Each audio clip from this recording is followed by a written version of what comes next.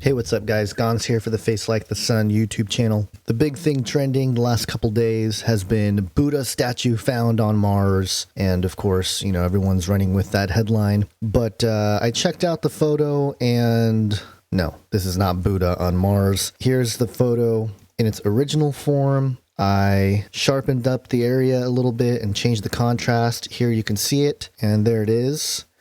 You know, this sort of thing we're going to see over and over again, and the news media picked it up because obviously it's a provocative title, and, you know, people click on it based on the headlines, probably just in the same way you did with this video. But my rational brain looks at this and says, another case of pareidolia, okay? And actually, Discovery even talked about pareidolia here in their article on this. Buddha statue found on Mars? Not exactly, and they go into pareidolia. If you don't know pareidolia, it's basically the phenomenon of looking at something and seeing human-like figures or a human face or something like that. And, you know, a lot of things have been dismissed as pareidolia. I don't always dismiss it as pareidolia when certain things show up, but in this case, I tend to think that it's pareidolia. Now, that's sort of my rational mind. My more, you know, imaginative mind looks at this and says, it's not Buddha, it's a elongated skull alien statue. But of course, you know, there's no way to tell. It's way too pixelated to tell if anything's really going on there. It's an interestingly shaped rock, and it doesn't necessarily negate some sort of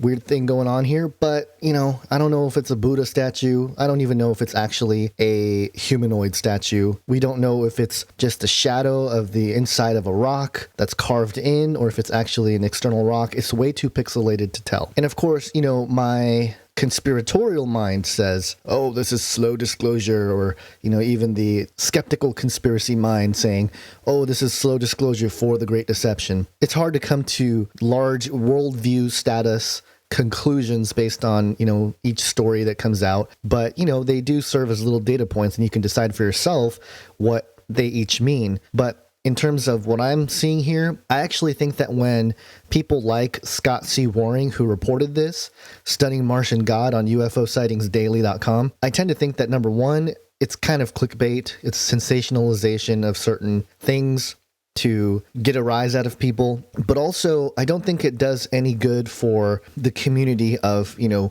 conspiracy analysts, let's call them. Because part of what Waring's argument is that, oh, NASA knows the truth about all this. They're just not saying it, blah, blah, blah. And it's kind of like, well, number one, the statue itself isn't compelling. Now, he comes to conclusions, you know.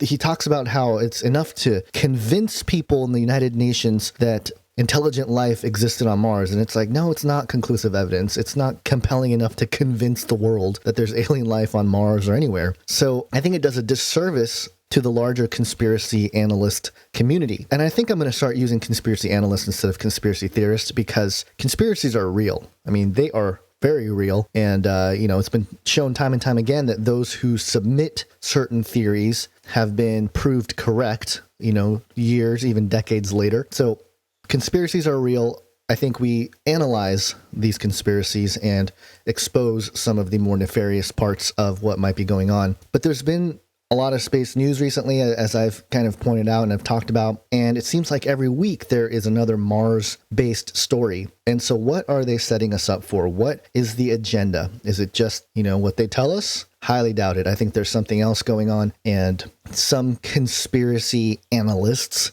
and I will use that term lightly in this occasion, say that the planet Mars doesn't even exist, and, you know, this is all faked, all faked, all faked, and you can't prove that either. You know, there's compelling evidence that certain things could be faked. You know, everyone's been sending me the Greenland stuff, and I've seen other photos where it's the landscape of certain deserts, and they claim that it's Mars. But we have to remember and be careful about sweeping generalizations, and, you know, obviously, if it's proven that some of the photos that have been released are landscape from Earth, then we can be highly critical and skeptical of any other photos that are released. That's good that we talk about that and we, you know, are aware of that. But it doesn't necessarily mean that, therefore, every single picture that's ever been presented is fake from Mars or wherever. Okay. Now, obviously, a lot of it can be doctored. A lot of it probably is doctored and all that. But if there's a deception here, I don't think it's as simple as, oh, it's fake and everything is fake. They could be playing on that deception as well. So be careful as you go out and you start looking at some of these things. And, I don't think most people that look at this are buying it, obviously, but it doesn't help the greater community, I don't think.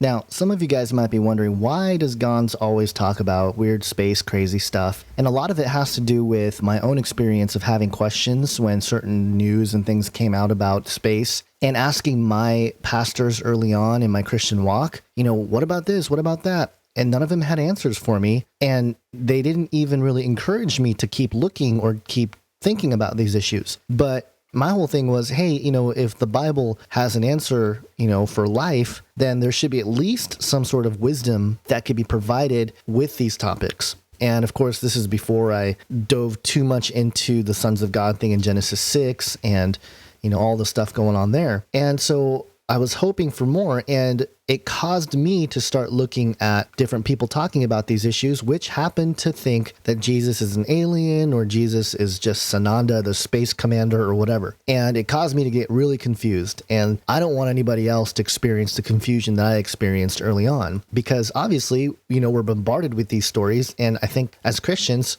it's okay to be curious about something and wonder if the Bible addresses it in one way or another. But my encouragement to you is Acts 17:11. And in Acts 17:11, basically this is the section about being good Bereans. It says, now these Jews were more noble than those in Thessalonica. They received the word with all eagerness, examining the scriptures daily to see if these things were so. And of course, this can apply to our own walk today in searching the scriptures and looking for whether or not there's something there regarding these issues. And, the questions that arise from these sorts of, are there aliens or whatnot, are big worldview questions like, for example, is there non-human intelligence out there? And obviously the Bible does talk about non-human intelligences quite a bit. And is there some sort of synthesis there with what these people are talking about and what the Bible says? And there is to a degree, but the Bible explains what these things are. A lot of times they're demonic, or they're fallen angels, or fallen divine beings, or divine entities, lowercase g gods that rejected the Father and did their own thing in pride and, patterning after the enemy and things like that. So there's a lot there that you can dig into. So I encourage folks to study these issues. And, I'll do more videos on specific details about the Divine Council. I know some people are asking about it. I'll leave some links in the description section to Dr. Michael Heiser's videos that talk about these things. He's the authority in terms of that topic. And I think he does a really great job explaining it. But I'll try to put together something as well, because I do think it's a worldview that helps understand not only the Old Testament, but helps connect the dots in various places of the scriptures where people usually have thought, there's nothing to it. And so I encourage people to do that. And I encourage you guys to just keep searching the scriptures, and that was the disappointing thing for me, was when I was asking my pastors early on in my Christian walk about these things, they didn't encourage me to search the scriptures at all. They just said, stop looking at that stuff. It's pointless. Just read these 4 chapters or these 4 books here, right in the middle, towards the end of the book. And, they were obviously talking about the Gospels. But I was kind of curious, like, hey, what about the first, 3/4 of the Bible, the Old Testament? And what about that? And they're like, well, it's a little bit confusing. And then, I was like, well, what about the end? The book of Revelation, I've heard a lot about it. What's that all about? Well, don't worry about that. It's hard to understand it, blah, blah. So it's like, okay, these are Christian pastors telling me to ignore like 90% of the Bible, which didn't make any sense to me. That's why I was really appreciative of teachers and preachers that were talking about these issues, that addressed it, that encouraged me to search the scriptures.